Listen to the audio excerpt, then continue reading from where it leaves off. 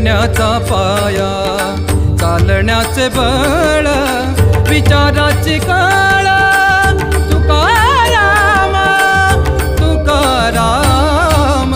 जगण्याचा पाया, चालण्याचे बळ, जगण्याचा पाया.